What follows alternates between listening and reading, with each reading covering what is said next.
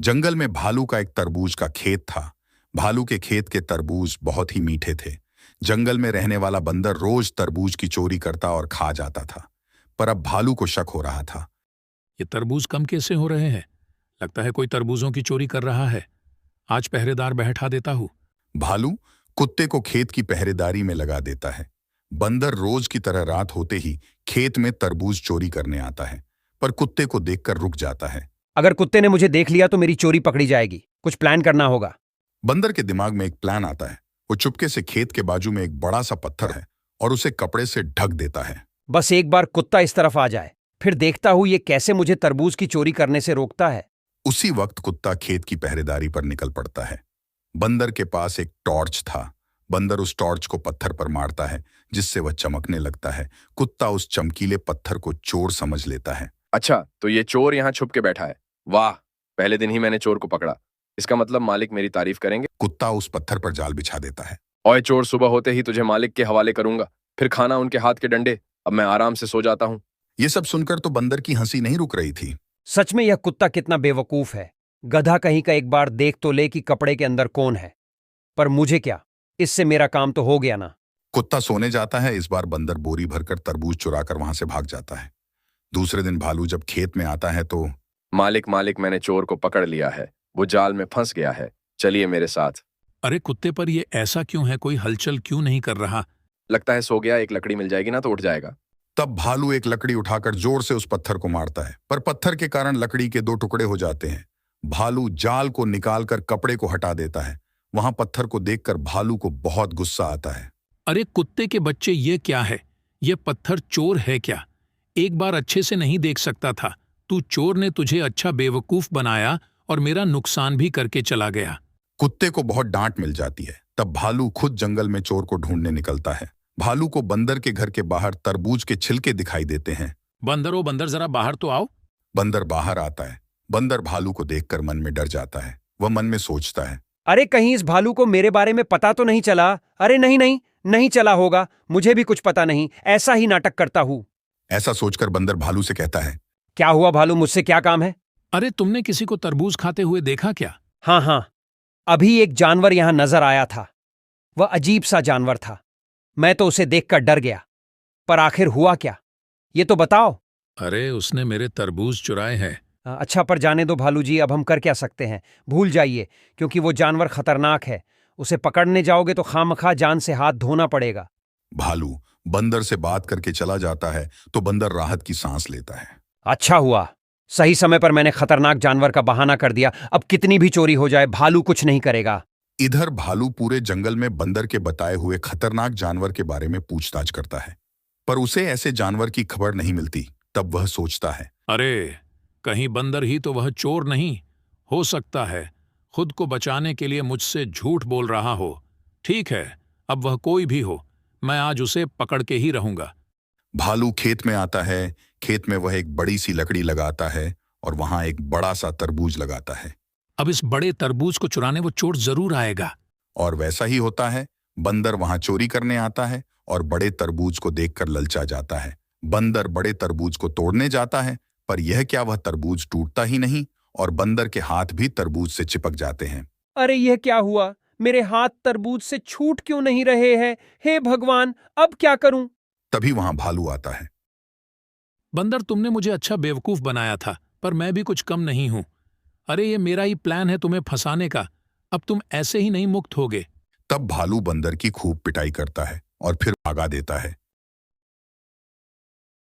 बहुत समय की बात है। एक खुशहाल और हरा भरा जंगल था। उस जंगल का राजा सिम्बा था। सिम्बा बहुत अच्छा राजा था। सारे जानवर उसका कहना मानते थे। एक भेड़िया आया। उसको जंगल में आते हुए कौवा ने देख लिया। वो भेड़िया एक बकरी के पास गया और फिर उसको मार दिया, लेकिन उसको मारते हुए किसी जानवर ने नहीं देखा। दूसरे दिन भेड़िया वापस से आया और एक बार हसिंगा को मार कर खा गया। वापस से उसे किसी ने नहीं देखा। तीसरे दिन भी ऐसा ही हुआ। उसने आकर एक और जानवर को मार दिया। ऐसा चलता रहा। हर दिन आकर एक न एक जानवर को मार देता। ये खबर आग की तरह फैलने लगा कि जंगल से धीरे धीरे जानवर कम हो रहे हैं। राजा सिम्बा ने सभा रखी। सभा में बहुत से जानवर आए हुए थे। सभा में किसी को उपाय नहीं सूझ रहा था। तभी अचानक वहां कौवा आया और बोला, मैं जानता हूं कि जानवरों को कौन मार रहा है। कौवा बोलने ही जा रहा था, तभी एक तीर उड़ता हुआ उसके सीने को आर पार कर दिया और वह उसी वक्त मर गया। शेर ने जल्द से जल्द अपने सेवकों को तीर की दिशा में भेजा। सभी जानवरों को कौवा की मौत का गम था। तभी चूहा आगे आया और बोला, मैं जानता हूं कि जानवरों को कौन मार रहा है। एक दूसरे जंगल का भेड़िया है जो यहाँ आकर जानवरों को मार रहा है। तभी सारे जानवरों ने कहा, हाँ, हमने भी उसे जंगल में आते हुए देखा है। शेर को सारी बातें मालूम चल गईं। अगले दिन वह छुपकर भेड़िया को देखने लगा। वो मौका आ गया जब भेड़िया एक और जानवर को मारने गया। कदम बढ़ाते ही शेर उस पर झपटा और उसको मार डाला। सभी जानवरों में खुशी का माहौल छा गया। जंगल में एक होशियार शेर रहता था। वही कौवा और लोमड़ी भी शेर के साथ रहते थे। वे दोनों शेर की खातिरदारी करते थे। दोनों शेर के साथ शिकार पर जाते थे और शेर के खाने के बाद जो कुछ भी बच जाता वह खाकर अपना पेट भर लेते थे।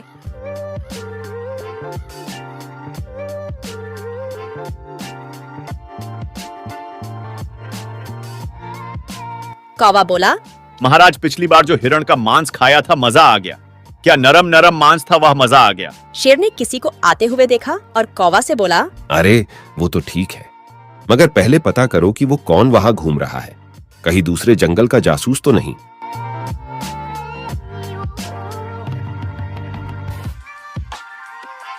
कौवा उड़ता हुआ ऊंट के पास गया और बोला, अरे ओ भाई, तुम कौन हो और यहाँ क्या कर रहे हो? क्या बताऊं भाई, 2 दिन से भटकते भटकते यहाँ पहुँचा हूँ।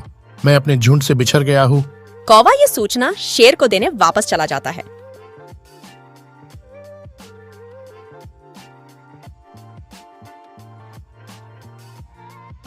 महाराज, वो ऊंट अपने झुंड से बिछड़ गया है और यहाँ हमारे जंगल में भटक कर आ गया है। ये बहुत अच्छा शिकार है, जो हमारा बहुत आसान शिकार बनने वाला है। खबरदार, वो हमारा मेहमान है, उसे लेकर हमारे पास लाओ।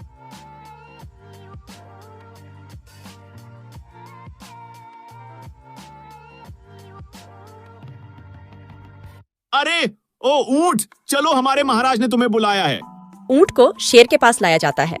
ऊंट ने शेर से कहा, नमस्कार महाराज, मैं गलती से यहाँ पहुँच गया हूँ, मुझे माफ कर दें। कोई बात नहीं, आज से तुम हमारे मेहमान हो और जब तक तुम्हारे झुंड का पता नहीं लग जाता तुम हमारे साथ ही रहोगे। ये सुनकर कौवा और लोमड़ी अपने होठों पर जीभ फेरते रह गया। एक दिन शेर की लड़ाई एक बलवान हाथी से हो गई। इस लड़ाई में शेर घायल हो चुका था और शिकार करने की हालत में नहीं था। इससे कौवा और लोमड़ी को शिकार नहीं मिल पाया था। वही ऊंट अपना पेट पत्तियां खाकर भर लेता था। दोनों हर रोज ऊंट को अपना शिकार बनाने की फिराक में लगा रहता था।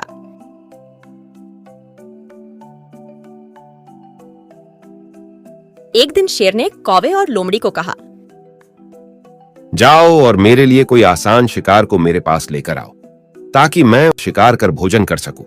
मैं बहुत कमजोर महसूस कर रहा हूं।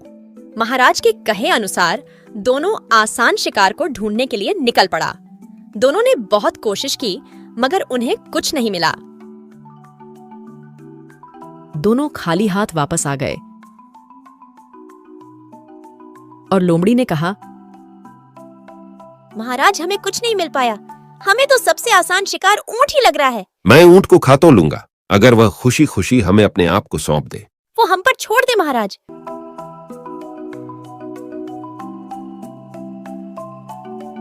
कौवा और लोमड़ी ने प्लान बनाया कि किसी तरह हमें ऊंट को राजी करना होगा। लोमड़ी ने कहा, मेरे पास एक प्लान है। हम दोनों महाराज के पास जाकर बारी बारी से बोलेंगे कि महाराज, आप हमें ही खाकर अपना पेट भर ले, और जब मैं ऐसा बोलूंगा तो तुम मना कर देना, और तुम बोलोगे तो मैं मना कर दूंगा। इस तरह हमारी नौटंकी देखकर ऊंट कोई न कोई गलती कर बैठेगा। उसके बाद मैं उसकी गर्दन दबोच लूंगा। दोनों ने ठीक ऐसा ही किया। महाराज, हमें बहुत बुरा लग रहा है कि आप इतने कमजोर हो चुके हैं। आपकी जान बचाना हमारा फर्ज है। ऐसा करे, आप मुझे ही मारकर भोजन ग्रहण कर ले। तभी लोमड़ी बोल पड़ी, नहीं महाराज, आप मुझे अपना भोजन बना लीजिए। ये तो बहुत छोटा है, इससे तो आपका पेट भी नहीं भरेगा। फिर कौवा ने बोला, नहीं महाराज, आप इसे नहीं खाए, इसके शरीर पर तो बहुत बाल है, आपके मुंह में बाल फंस जाएगा। ये सब बातें ऊंट सुन रहा था। दोनों की त्याग की भावना को देखकर ऊंट को भी अपनी वफादारी साबित करने का विचार आया। ऊंट ने कहा, महाराज, आपने मुझे यहाँ रहने के लिए जगह दिए और खाने के लिए पेड़ पौधे दिए और मान सम्मान दिया। आप बहुत दयालु हैं। मेरा भी फर्ज बनता है कि आपके किसी काम आ सकूं। आप मुझे खा ले महाराज, मैं आकार में भी बहुत बड़ा हूँ। ऊंट के इतना कहते ही लोमड़ी झटपट ऊंट पर कूद पड़ा और उसकी गर्दन दबोच ली और महाराज ये सब देखता रह गया। ऊंट कौवा और लोमड़ी के जाल में फंस गया और उसे अपनी जान गंवानी पड़ी।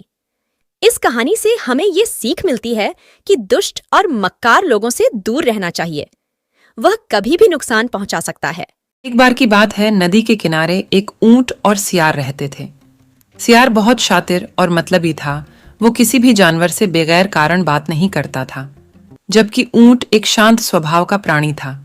ऊंट के साथ उसका बच्चा भी रहता था। वो हर किसी के सुख दुख में साथ देता था। नदी के उस पार एक गांव था जहां बहुत सारे तरबूज और फल लगे थे। सियार के मन में खुराफात सूझी कि नदी के उस पार जाकर भरपेट तरबूज खाए, लेकिन ये काम सियार अकेले नहीं कर सकता था। उसे पानी में तैरने नहीं आता था। सियार बहुत चालाक था। उसने अपने दोस्त ऊंट से तरबूज की बात कही और किसान के खेत में लगे तरबूज खाने के लिए लुभाने लगा। ऊंट खुशी खुशी अपना खाना चबा रहा था। पहले तो ऊंट हिचकिचाया, लेकिन अंत में वह सियार के साथ किसान के तरबूज के खेत पर जाकर तरबूज खाने के लिए तैयार हो गया। लेकिन ऊंट का बच्चा भी जाने की जिद करने लगा। दोनों ने उसे मनाया कि हम लोग तुम्हारे लिए भी तरबूज लाएंगे। इस पर ऊंट का बच्चा मान गया।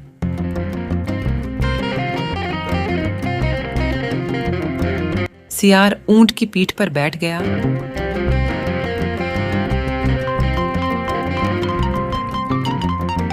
और दोनों दोस्त नदी पार कर किसान के खेत में चले गए। दोनों दोस्तों ने तरबूज के खेत में तरबूज खाने के लिए घुसा। सियार जल्द ही भर पेट तरबूज खा लिया और अचानक चिल्लाने लगा। ऊंट ने कहा, चुप हो जाओ, नहीं तो किसान आ जाएगा। लेकिन सियार चिल्लाता रहा।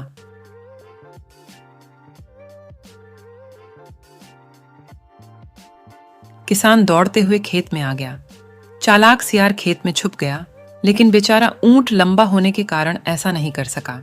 किसान ने उसे पीटा और भगा दिया। ऊंट भरपेट तरबूज भी नहीं खा पाया था और अपने बच्चे से किया वादा भी पूरा नहीं कर पाया।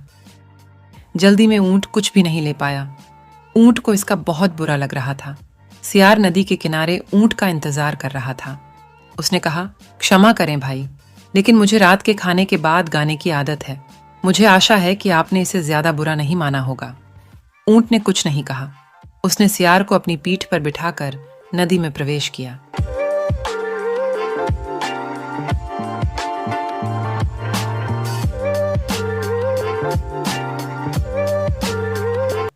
नदी के बीचों बीच पानी बहुत गहरा था। वहां ऊंट नदी में डुबकी लगाने लगा। सियार डर गया। तुम क्या कर रहे हो, मूर्ख साथी? क्या तुम मुझे डुबोने की कोशिश कर रहे हो? ऊंट ने कहा, नहीं भाई, बस इतना है कि मुझे अच्छे भोजन के बाद नदी में डुबकी लगाने की आदत है। मुझे आशा है कि आप बुरा नहीं मानेंगे। शरारती सियार ऊंट की पीठ से छलांग लगाई और जैसे तैसे अकेले ही तैरकर अपनी जान बचाई। इस कहानी से हमें यह सीख मिलती है कि अगर हम किसी के साथ दगाबाजी करेंगे तो वही अंजाम हमारे साथ भी हो सकता है।